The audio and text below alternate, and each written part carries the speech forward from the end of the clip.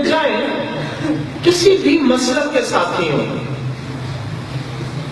اہل تشیع ہوں، اہل حدیث ہوں، دیوبند ہو یا حق اہل سنت و جماعت ہو، کسی سے بھی جا کر پوچھیں کہ کوئی بندہ دعویٰ کرے لا الہ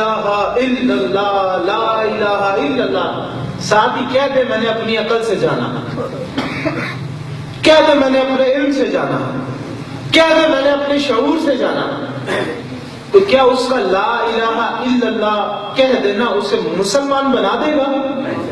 مومن تو دور کی بات، صرف اتنا کہہ دے کوئی کسی مسلک کا بندہ کہ کیا اس کو ہم مسلمان تسلیم کریں گے؟ نہیں، شریعت اس بات کی اجازت نہیں دیتی،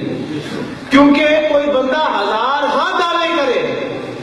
کہ میں عقل سے، اپنے شعور سے، میں یہ نشانیاں دیکھ کر، یہ قدرتیں دیکھ کر کہتا ہوں کہ وہ اللہ ایک ہے، میں اقرار کرتا ہوں کہ وہ ایک ہے،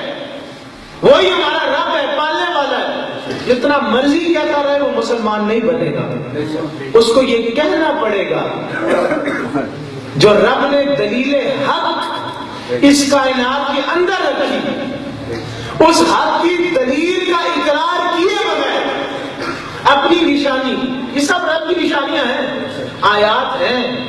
لیکن نشانیوں میں سب سے بڑی نشانی اللہ کی ایک ہی ہے،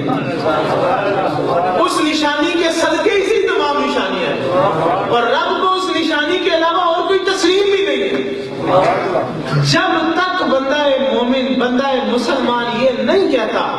کہ میں محمد الرسول اللہ کی تعلیمات کی روشنی، حضور کے کہنے پر کہتا ہوں لا الہ الا اللہ، حضور کے عقیدے کے مطابق میں کہتا ہوں لا الہ الا اللہ، حضور کے بتانے کے مطابق میں کہتا ہوں لا الہ الا اللہ، وہ اس وقت مسلمان بنے۔ ویسے 1000 مرتبہ اعلان کرے، اللہ اللہ کرے، رب کو رب مانتا رہے، وہی عقیدہ رکھے جو مسلمانوں کا عقیدہ ہے، 1,00,000 دفعہ دہراتا رہے، لیکن وہ مسلمان نہیں، اس کو کہنا پڑے گا محمد رسول اللہ۔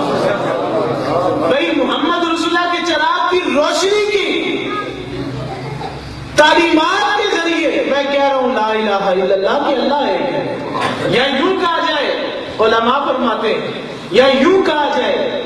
کہ حضور نے دیکھا اللہ کو، حضور کے دیکھنے پر ہم یقین کر کے کہتے ہیں لا الہ الا اللہ کہ اللہ ایک ہے، وہ الہ ہے، وہ ہمارا رب ہے، اور جو اس کائنات کے اندر اس کی روشن دلیل ہے نا، جو دلیل حق ہے رب کی، وہ میرے سونے آقا کی ذات کریم ہے۔